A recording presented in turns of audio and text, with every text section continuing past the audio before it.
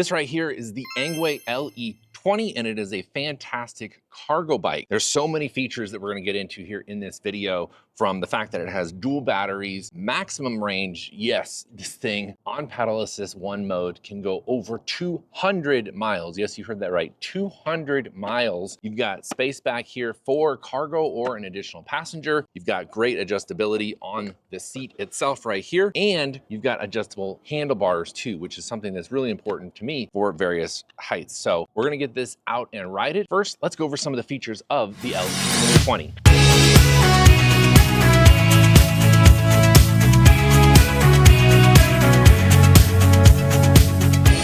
There really is a lot to like about the LE20, from this nice LED front headlight here, the hydraulic disc brakes, these beautiful front shocks, great suspension there in the front. You don't have any rear suspension or seat posts, but you can get accessory kits with shock absorbing seat posts right there. You've got two different batteries, one battery being right here on the back, and then an additional battery right in here. Both of them are removable, and both of them have some additional great features in them, like some power indication down here, and you've got power indication on this one up here. So we turn the bike on with this controller right here. The little display right here will turn on, and it's not a very big display, but it gets the job done, and it tells you everything that you need to know, including your pedal assist mode, each of your individual batteries, which I really like. A lot of times when you have two batteries, it just kind of groups them together and you don't know which is which or how much range you actually have. You've got a 7-speed Shimano shifter right here. And if we go down here, we can also look at the individual battery power by pushing the button right there. The handlebar itself is collapsible, which is kind of nice. So if you are trying to store this or put it someplace, you can collapse the handlebar itself. Now, because it is a mid-drive motor, the bike itself is not foldable, but you can get some additional clearance right there to put it inside of a vehicle if you put the handlebar down. So that's nice that they did include that feature there. On the back here, we've got some aerodynamics. This actually makes it a little bit more aerodynamic, and you've got a nice cushioned seat. There's a lot of different accessories you can get for this, like a cargo pack, additional passenger rails around it, so you've got kids riding on it. But this really is meant to be a cargo spot or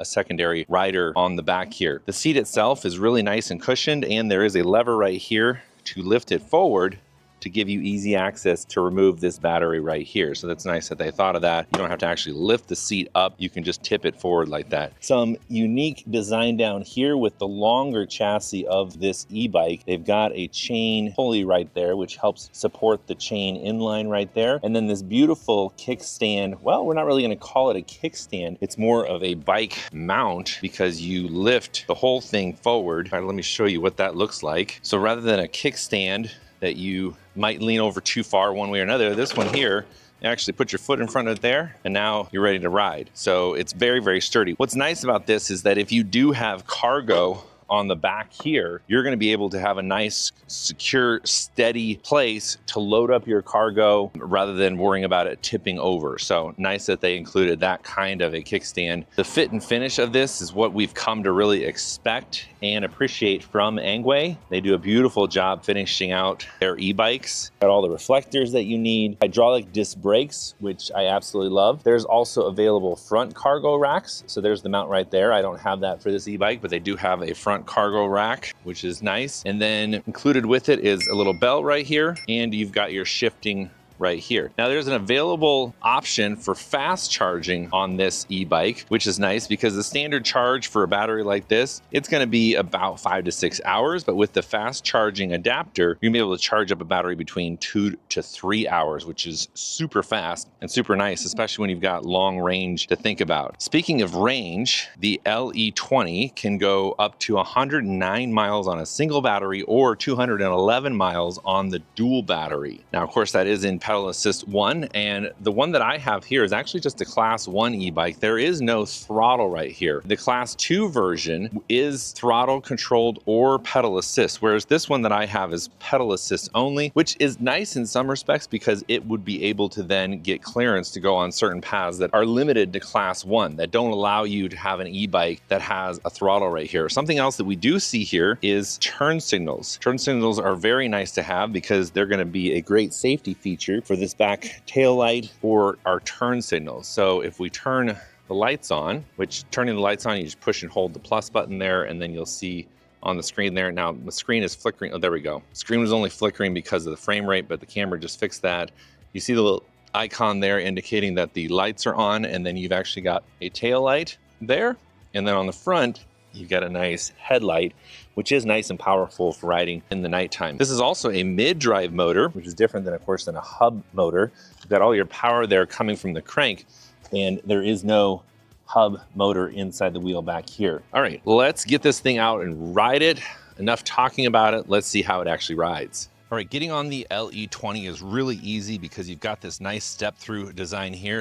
Of course, on the back here, this would be where a passenger could sit, or you've got your cargo that you can put on back here too. I feel like a little kid sitting back here, like, Daddy, let's go. But I'm gonna be in the driver's seat here, so we're gonna come push it off the kickstand there, put that up, and then we're gonna get on. I've got it pedal assist activated, and we can start pedaling. Now, of course, I'm in 7th gear, which is not a good idea to start in 7th gear, but it should give us enough torque here because we've got a good 70, 80 Newton meters of torque to propel us there, and feels really smooth. Now, it is pedal assist up to 20 miles an hour, and I've got larger feet here, so I think my heel is hitting this back fender a little bit, but I'm sure that's a personal problem because I've got size 14 feet. If you don't have size 14 feet, you're not gonna have a problem, but just know that. Ergonomically, I feel nice and upright. This thing's got nice pull to it. It's got some good torque. It is really designed for towing, for cargo hauling. This is a cargo e-bike, whether you're a passenger back there, you've got supplies you're moving, this would be a great option for it. Handlebars feel really nice and comfortable. I like that they has the little palm rest there for my palm, and you've got the hydraulic brakes. So we'll just give a little brake test right here. Okay, yeah, I love hydraulic brakes for that reason. They will stop you when you need to stop. Can't always say that about mechanical brakes. Of course, they can be tuned to do that, but right out of the gate, impressed that we were able to lay down some rubber there on our brake test. Now, gears here is gonna be crucial because it is, in my case here, there is no throttle as a class 1 e-bike in this case. They do have a throttle version as well, but I really wanted to test out the fast charger, and the EU version was the only one that was available for the fast charging. And I did charge this on the fast charge, and man, being able to get a full charge on a drained battery, 2 hours and 32 minutes, you just can't beat that. It's just so nice to be able to charge up your battery that fast with the fast charger. And I think we're gonna see more and more options for fast chargers from e-bikes, but Engwe is definitely leading the charge in that and giving us that ability to have fast charging. Now, the tires themselves are 20 by 3 inches, so a little bit of